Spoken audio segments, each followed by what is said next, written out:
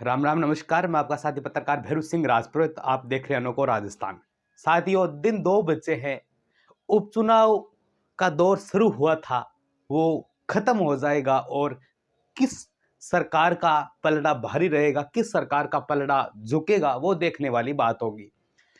खींवसर विधानसभा seat सबसे बड़ी hot seat है, जहां पर आपको पता है आरएलपी हनुमान बेनीवाल की पत्नी कनिका बेनीवाल है और रतन चौधरी जो आपके कांग्रेस से, और मैं बात करूं आपके कह सकते हैं कि भाई बीजेपी से, तो रेवंत राम जी डांगा सबसे बड़ा अहम जो टक्कर है। रेवंत राम जी डांगा साहब और कनिका बेनीवाल, यानी बोले तो आरएलपी। देखिए बार बार कमेंट्स यही आ रहे हैं कि सर कि पत्रकार महोदय, इस बार जो आंकड़ा रहने वाला है वो आपका जो आप बता रहे हो 15-20 हजार, या फिर बात करें पिछले चुनाव के बदौलत अपन बात करें 2 या 2.5 हजार, तो बिल्कुल ये आंकड़ा तो रहेगा। लेकिन इस आंकड़े के पीछे भी जीत का जो फैसला है कहीं ना कहीं आरएलपी को झटका दे सकता है। कमेंटों के माध्यम से ये जवाब आ रहे हैं, मैं खुद नहीं बता रहा हूं। तो कैसे दे सकता है? सबसे पहले तो ये बात है क्योंकि जो भी अपन बात करें थली क्षेत्र है नागौर का, खींवसर विधानसभा का, वहां पिछले अपनी बात करें विधानसभा चुनाव की, तो उस समय वहां पर आरएलपी का काफी बहुमूल्य था।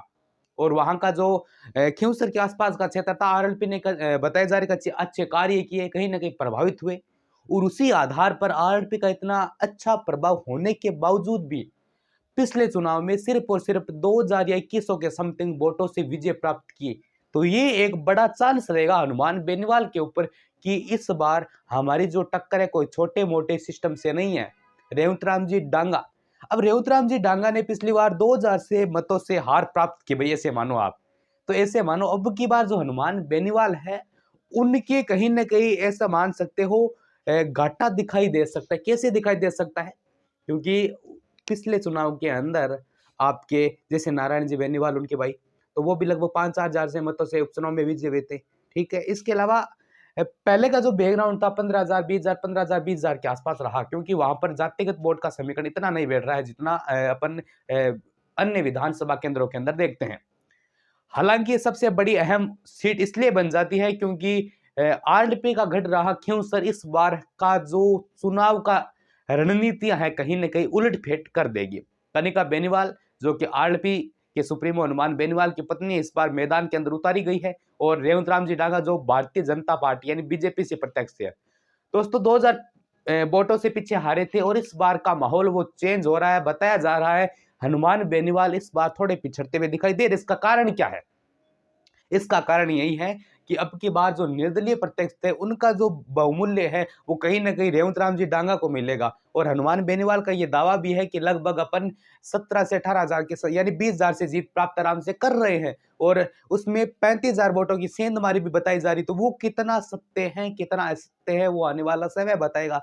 इसके अलावा बात करें रेवंत राम जी डांगा के साथ में जो खींवसर विधानसभा क्षेत्र के अन्य स्थल है, वहां पर भी मुख्यमंत्री भजनलाल शर्मा के द्वारा वहां पर जनसंपर्क किया जा रहा है। मुख्यमंत्री भजनलाल शर्मा का कितना प्रभाव पड़ सकता है वो तो आने वाला समय बताएगा, रिजल्ट तय करेगा 2 दिन पश्चात। लेकिन हनुमान बेनीवाल को इस बार सोशल मीडिया पर उतना गहराई से नहीं देखा गया है जितना पिछले चुनाव के अंदर या फिर पिछले चुनाव में जिनका इतना माहौल था। अब की बार रेवंत राम जी डांगा का काफी प्रभाव और काफी बात करें अपन सोशल मीडिया पर भी काफी प्रभाव देखने को झलक रहा है।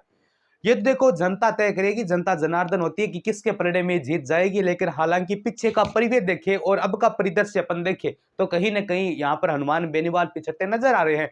लेकिन वहीं अगर बात करें सीधे संपर्क तौर की, तो कहीं अगर ये जो जीत और हार का फैसला है रेवंत राम जी डांगा और आपके हनुमान बेनीवाल यानी कनिका बेनीवाल, जो हनुमान बेनीवाल की पत्नी है, जो आरएलपी से चुनी गई है प्रत्यक्ष थी, तो कम से कम 1000 1500 2000 वोटों की सेंधमारी रहने वाली है, ज्यादा का यहाँ पर फॉर्मेट नहीं है। और साथ में बयान यह भी आ रहा है मेरे प्रिय साथियों, में आपको बता देता हूं कि जो रतन चौधरी का एक बयान आया कि बीजेपी के जो कार्यकर्ता उनके द्वारा मेरे ऊपर गाड़ी चढ़ाने का आरोप भी लगाया गया है। कितना सही है इसके ऊपर अपन नहीं जाएंगे, क्योंकि चुनावी जो चर्चा होती है, चुनावी जो रण होता है, चुनावी जो सरगर्मी होती है, कहीं न कहीं एक दूसरे के ऊपर आरोप-प्रत्यारोप का सिलसिला शुरू होता ही है। तो इसके ऊपर कितनी सच्चाई है या फिर ये बात झूठी है, सही है, वो आने वाला समय बताएगा या फिर जो प्रशासन की लीड ले रखी है उसका आधार से पता चलेगा। लेकिन इस बार उपचुनाव का जो रण है खींवसर विधानसभा के अंदर काफ़ी परचम है वो लहरा दिया है। जीत-हार का फैसला निर्दलीय प्रत्यक्ष तय करते हैं। इसी कारण इस बार इतने निर्दलीय प्रत्यक्षों का कह सकते हैं बहुमूल्य नहीं है कि वो फायदा हनुमान बेनीवाल, कनिका बेनीवाल को मिलेगा या फिर अपन बात करें रेवंत राम जी डांगा को मिलने वाला है। ये देखने वाली बात होगी। हालांकि जीत और हार का जो फैसला है मेरे प्रिय साथियों, मैं आपको आपकी क्या कुछ कमेंट है वो भी आप मुझे बताते रहे। और जो सोशल मीडिया पर चर्चा चल रही है, और मैं बात बता दूं, फलौदी सट्टा बाजार है वो रेवंत राम जी डांगा को विजय बता रहा है लगभग 2.5 या 3 हजार वोटों से। देखो, फलौदी सट्टा बाजार के ऊपर विश्वास करे ना करे, क्योंकि एक दिन अलग आंकड़े आते हैं, उनका भाव अलग हो जाता है, एक दिन वो किसी को ऊपर चढ़ा देता है। वो सट्टे का बाजार है फलौदी सट्टा बाजार, और कहीं ना कहीं 99% फलौदी सट्टा बाजार आप अपनी बातों के अंदर सिद्ध भी हुआ है। वो सिद्ध करके भी बताते हैं। फलौदी सट्टा बाजार राजस्थान का सबसे बड़ा सट्टा बाजार है, जो कि विभिन्न प्रकार की चुनाव, चाहे लोकसभा हो, चाहे लोकसभा हो या फिर चाहे विधानसभा हो, विधानमंडल के जो भी चुनाव है, जो कि चाहे अप्रत्यक्ष तरीके से किया जाता है, चाहे अप्रत्यक्ष या फिर प्रत्यक्ष जो भी है, कहीं ना कहीं वो सरकार बनाने में अपना बहुमूल्य स्थान है वो रखते हैं। क्योंकि उनकी जो मान्यता प्राप्त विधियां हैं वो कहीं ना कहीं राजस्थान के अंदर बल्कि भारत के अंदर भी अपना डंका है वो बजा रही है। आपकी क्या कुछ राय है खींवसर विधानसभा सीट को लेकर? आप अपने कमेंट सेक्शन में जरूर बताइए। अगर आप अनोखो राजस्थान पर आप नए हो तो चैनल को भी सब्सक्राइब करें। मिलते और भी शानदार अच्छी जानकारी के साथ, तब तक के लिए जय हिंद, वंदे मातरम साथियों।